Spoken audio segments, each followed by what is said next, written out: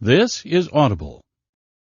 Audio Literature presents Zen Mind, Beginner's Mind, read by Peter Coyote.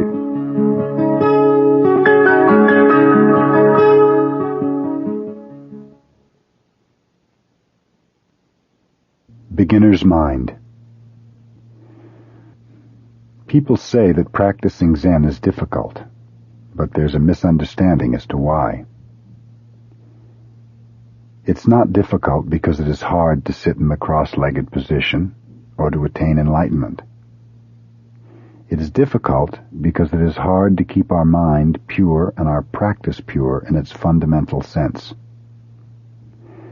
The Zen school developed in many ways after it was established in China, but at the same time it became more and more impure.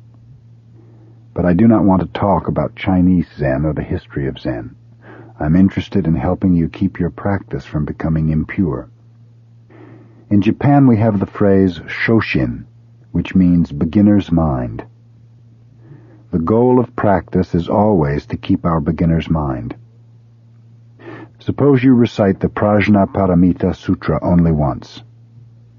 It might be a very good recitation. But what would happen to you if you recited it twice, 3 times, 4 times, or more? You might easily lose your original attitude towards it. The same thing will happen in your other Zen practices. For a while you will keep your beginner's mind. But if you continue to practice 1, 2, 3 years or more, although you may improve some, you're liable to lose the limitless meaning of original mind. For Zen students, the most important thing is not to be dualistic. Our original mind includes everything within itself. It is always rich and sufficient within itself. You should not lose your self-sufficient state of mind. This does not mean a closed mind, but actually an empty mind and a ready mind. If your mind is empty, it is always ready for anything. It is open to everything. In the beginner's mind, there are many possibilities. In the expert's mind, there are few. If you discriminate too much, you limit yourself. If you are too demanding or too greedy, your mind is not rich and self-sufficient. If we lose our original self-sufficient mind, we will lose all precepts.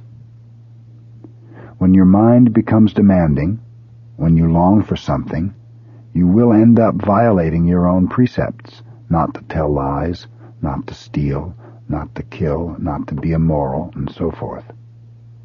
If you keep your original mind, the precepts will keep themselves.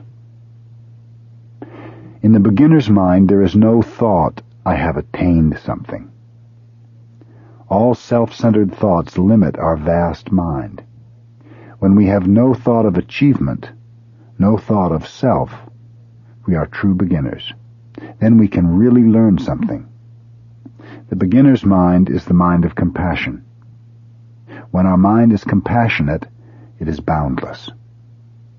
Dogen Zenji, the founder of our school, always emphasized how important it is to resume our boundless original mind.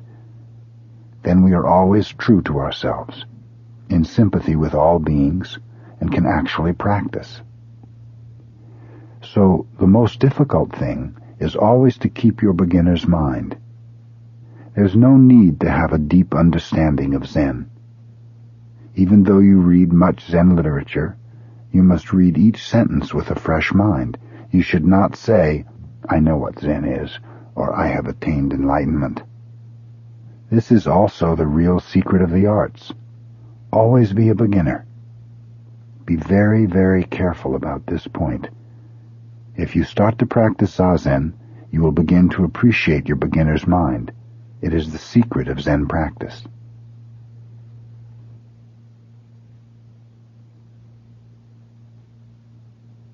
Right practice. Posture. Now I would like to talk about our Zazen posture. When you sit in the full lotus position, your left foot is on your right thigh, and your right foot is on your left thigh. When we cross our legs like this, Even though we have a right leg and a left leg, they have become one. The position expresses the oneness of duality, not two and not one. This is the most important teaching, not two and not one. Our body and mind are not two and not one.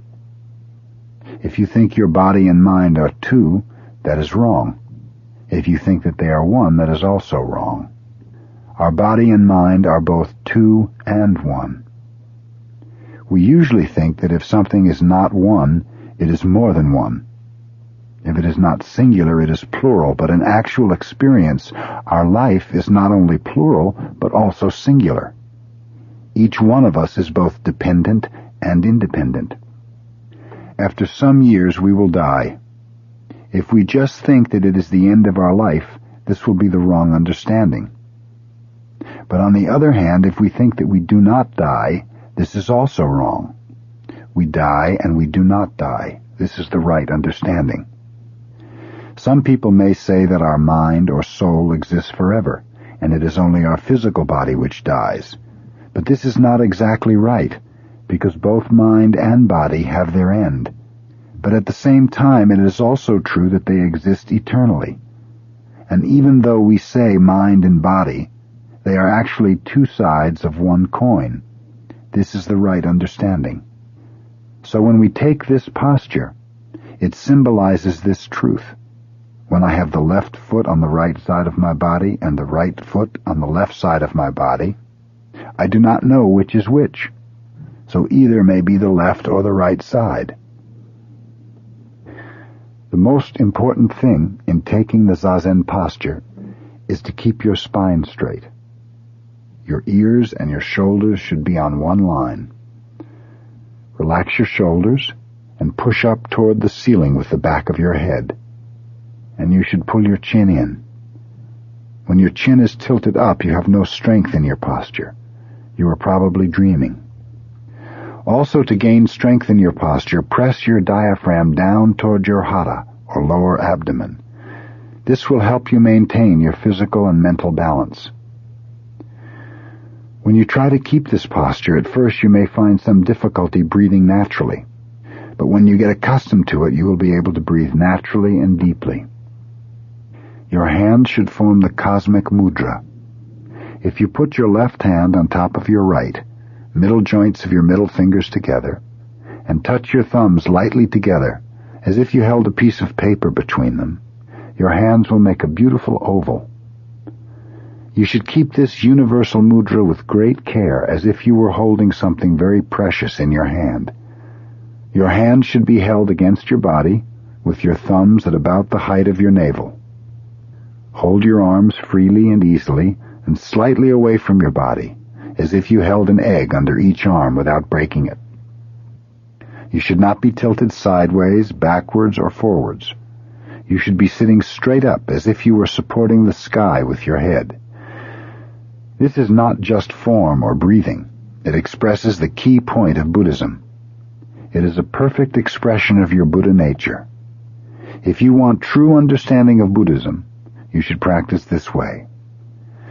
These forms are not a means of obtaining the right state of mind. To take this posture itself is the purpose of our practice. When you have this posture, you have the right state of mind, so there's no need to try to attain some special state. When you try to attain something, your mind starts to wander about somewhere else. When you do not try to attain anything, you have your own body and mind right here. A Zen master would say, kill the Buddha. Kill the Buddha if the Buddha exists somewhere else. Kill the Buddha because you should resume your own Buddha nature. Doing something is expressing your own nature. We do not exist for the sake of something else. We exist for the sake of ourselves. This is the fundamental teaching expressed in the forms we observe. Just as for sitting, when we stand in the zendo, we have some rules.